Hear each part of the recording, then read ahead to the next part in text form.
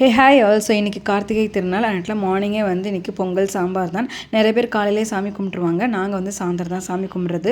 விளக்கு பார்த்தீங்கன்னா ஆல்ரெடி என்கிட்ட வீட்லேயே கொஞ்சம் நிறையா இருந்தது. ஸோ அது கூடயே இந்த வருஷம் ஒரு 5 விளக்கு மட்டும் புதுசாக வாங்கி ஏற்றிருக்கேன். ஸோ அது எல்லாத்தையுமே காலையிலே விளக்கிட்டு இந்த மாதிரி தண்ணியில் ஊற வச்சிட வேண்டியதுதான். அதுக்கப்புறம் மதியத்துக்கு ஒரு பாயாசம் மாதிரி இனிப்பு ஏதாவது பண்ணலாம் அப்படின்னு சொல்லிட்டு ட்ரை பண்ணேன். ஸோ வீட்டில் இருக்கிற திங்ஸ் வச்சு டக்குன்னு ரெடி பண்ணியாச்சு. நெய்யில் கொஞ்சமாக ரவை போட்டு அதை கிண்டிட்டு அதுக்கப்புறம் ஒரு 5 நிமிஷம் வந்து அவலை தண்ணியில் ஊற வச்சுருந்தேன். அதையும் ஊற்றி இது ரெண்டையும் நல்லா கொஞ்சம் தண்ணி ஊற்றி நல்லா வேக வச்சுட்டு அப்புறம் ஒரு 2 ஏலக்காய் லாஸ்ட்டில் கொஞ்சோண்டு பால் ஊற்றி நல்லா கிண்டிகிட்டே இருந்தோம். இனிப்புக்கு சர்க்கரை சேர்த்துக்கிட்டேன்.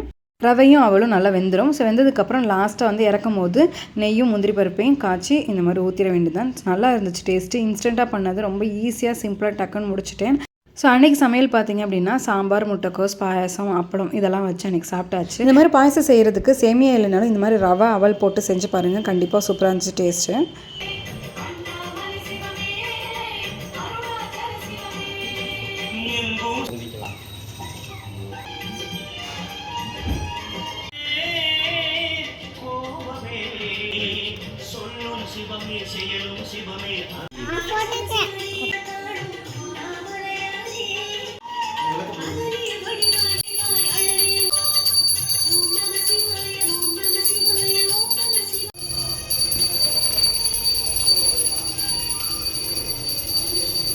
ஸோ கார்த்திகைக்கு நல்லபடியாக சாமி கும்பிட்டு முடிச்சாச்சு. நெக்ஸ்ட் வீடியோவில் பார்க்கலாம். Tata, bye bye.